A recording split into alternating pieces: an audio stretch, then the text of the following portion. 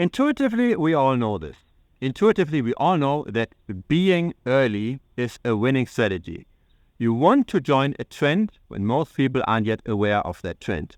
You want to buy into Bitcoin when Bitcoin is just at a few dollars. You want to make YouTube videos when YouTube is still fresh and you can grow an audience and then you grow together with YouTube.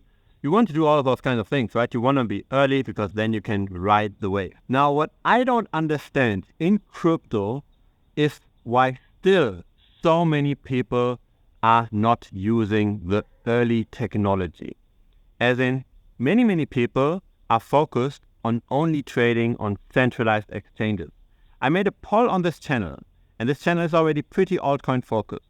I made a poll here, how many people use centralized exchanges, how many people use decentralized exchanges, and how many people use both. And 1/3 of this audience still only uses centralized exchanges. And I believe this is a massive mistake. Completely independent of all the risks, right? Completely independent of the third-party risk that the centralized exchange might go bust or that it might not return your funds. Independent of that, when you're only trading assets on centralized exchanges, you tend to be late. And here is why. Think about the life cycle of an altcoin. How does an altcoin get born? Right? An altcoin first is just a smart contract that gets deployed on a blockchain. What then happens is that the tokens get created, the tokens get sent to insiders, right? To developers, to maybe early backers, to venture capitalists, maybe also to influencers that are going to promote the token. So you've got an early allocation of tokens that go to various wallets. What then happens afterwards is that a liquidity pool gets created, right? So very often you have then the creation of, say, the Uniswap liquidity pool. You put in the wrapped Ethereum on the one side and your altcoin on the other side, and you allow the public to trade the token. What then very often happens is that the influencers are going to talk about the token, right? They generate first buzz, they generate first trading activity, and with that trading activity comes then the proof to websites like DBank and CoinMarketCap and CoinGecko. With the trading comes the proof that this is a legit token, thus the tokens will then get listed on those websites. What happens then? At some point, if things get really successful, the number of investors grows into the several thousands, and then at some point, the centralized exchanges will list the token as well when you enter. All of those other things have already happened. All of those other people have already made gain. And you want to make money by being early, but you're only trading once it has been listed on the centralized exchange. And the reason for that is you're probably just too lazy to learn how to use all of that decentralized technology. You're too lazy to figure out, is this a honeypot token? Is this a scam? Or is this a good token? You're too lazy to do all of this, right? You're simply just relying on the due diligence by the centralized exchange. You're relying on this very comfortable password reset account. You're relying on the very easy onboarding and offboarding of fiat with your credit card. It's expensive to do that on and offboarding. It's risky to have that custody by the centralized exchange, but it's all very practical. But what does that mean? It means that you are not one of the earliest. And this is unfortunately a problem, especially with altcoins, because how does the life cycle of most altcoins continue? At some point, when the price rises further and further, it crashes massively afterwards again, and then a new altcoin is born. That's why we've got all of those altcoins, right? They're simply just cycles. A lot of altcoins simply just pump and dump and never recover. When you look at the top 100 altcoins 4 or 5 years ago, right? The largest altcoins 5 years ago. They were very different compared to the largest altcoins nowadays. So you will not recognize a lot of those altcoin names anymore. Nobody talks about them anymore. Nobody talks about Peercoin anymore or Bitcoin Diamond or those kind of things, right? Nobody's interested anymore because there's new projects coming, there's innovative people doing new things, and when there's the AI hype, when there is the hype around DePIN, when there's the newest trend, then those are the kind of altcoins that tend to outperform. So altcoins rise and then they tend to crash again.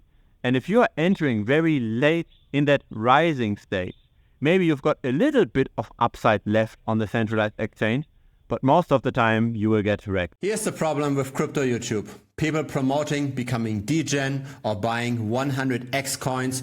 That's what gives clicks, but that's not what's going to bring you forward. I refuse to take money from centralized exchanges. I refuse to take money from crypto projects. I refuse to pump and dump a coin and filling up my pockets in the background. I don't do any of this. Instead, I share my knowledge in the form of tutorials in the premium membership. So that's content that won't do well on YouTube, but that builds up skill over time. You can also directly contact me over there. You can directly pick my brain. Feel free to check it out. TheBitcoinStrategy.com is the link. So really, what I believe matters is, as we all know, being early. And what this means, unfortunately, is that there is quite a bit of a learning curve. So trading in the very, very early stages of an altcoin isn't as easy as trading in the later stages. You are exposed to several risks. So the first new risk that you're introducing is that you get hacked, right? You might have your MetaMask wallet installed on your computer, and then you're browsing around the web, you get an email, you open the wrong email, your computer is compromised, and you're losing all of your funds. It's more likely that you're going to get hacked than that the centralized exchange is going to get hacked. Of course, centralized exchanges can get hacked as well, but you probably don't have the same kind of security levels as a centralized exchange. So learning number one is you have to figure out how to use a hardware wallet. You have to know what hardware wallet to use, and then you have to learn how to use it, how to store your recovery, seed phrases, all of that there. There is, by the way, small plug over here, a link to a hardware wallet as well. The one that I use, it's the Ledger devices. So I have a Ledger Nano S and a Ledger Nano X. Feel free to sign up over that link that has an affiliate commission to it. But you can use any proper hardware wallet. There's many different hardware wallets out there. You have to use a hardware wallet though. Once you do self-custody, a hardware wallet is an absolute must. Again, because computers do get compromised from time to time. You also have to learn how to read transactions on the blockchain, right? Suddenly, you're trading on a decentralized exchange.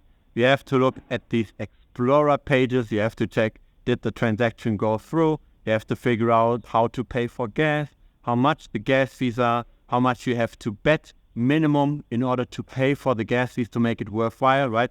If you're only buying $50 worth of the token, but you're paying $10 worth of gas fees, that's not good. A lot of people tried that once and not a second time. You also need to learn how to do security scans, right? The centralized exchanges have already done their due diligence. They know that the smart contract doesn't really have a hole. But when you're buying just a random smart contract among the thousands that get created every day, there is a very high chance that you're buying actually into a honeypot. As in, maybe the smart contract allows you to buy the token, but once you try to sell it, the transaction doesn't go through, and that's intended by the developer. They simply just want to scoop up all the capital. That's a potential risk you're exposing yourself to, right? So there is a lot of scams out there once you directly trade on chain. You have to figure out how to scan, how to filter out at least most of those scams, that at least the probability of falling for this is comparatively low. Again, you're exposing yourself to more risk, but you're doing all of this in order to be early. You have way more upside potential in buying early in those stages. You also have to learn how to do optimal transactions, right? If the token is listed on several blockchains, what blockchain should you buy it in? Should you buy it on Ethereum? Should you buy it on the base chain? You also have to learn what liquidity pool to use, right? How to find the deepest liquidity pool so that you don't have a lot of slippage. How to potentially use decentralized exchange aggregator. How to set slippage tolerances. How to potentially protect yourself against MEV bots, miner extractable value bot. All those topics you probably don't know yet much about, but you need to know about them if you go away from centralized exchanges. You have to learn all of your on-chain analytics, right? How many people are buying into the token? Is it small retail that's buying? Is it the insiders that are pushing up the price? You have to figure all of these things out, and this is where the game gets tough, but this is also where the alpha is made. All of those hurdles are in there for a reason to a degree. If something is hard to get, then probably you're approaching the value a bit closer. If it's super easy to get anyways on the centralized exchange with a click of a button, then how can you expect to be early? The people that are early are the people that are willing to put up with all of that learning curve. It's the people that are okay to invest some time, because as you have more skill, you also tend to do the better calls, right? Crypto is a game of both luck and skill, and the more skill you have and the more you trade, the more performance goes up and the less luck becomes important. So it's like playing a casino game and the odds are determined based on your skill.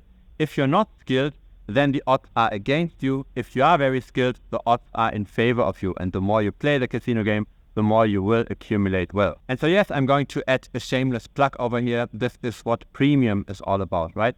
When I'm going to talk about these very dry topics, then I won't get any views on YouTube. But it is super valuable content. If you do want to make money long-term in crypto, you do have to up your skill. And so there's a ton of tutorials in premium. There's also a ton of tools, right? On-chain analytics tools. We look at the number of holders, at the whales, and at the retail investors. We look at wallets that tend to trade very well, right? We look at insiders. When are they buying? When are they selling? We get notifications of those insiders when they buy and sell. And then we tend to copy trade them, make money with them together. And that's the kind of approaches that I believe make money in crypto. It's not necessarily drawing random lines on charts, drawing Fibonacci levels and resistances. I don't believe this is where most of the alpha is, because everybody can do this. You want to do the things that most people can't do, and for that you have to learn. For that you have to put in the effort, and potentially you can get a lot of that content also for free on the internet. That's how I have accumulated a lot of that knowledge. But if you want to fast track this, then of course having this a bit more dense at a single place might make sense as well. That's what premium is all about. So looking forward to seeing you there. And if your crypto portfolio doesn't justify an expense like this, there's also a free Telegram. I'm hanging around there as well. Feel free to join. Looking forward to chatting with you over there as well. Cheers.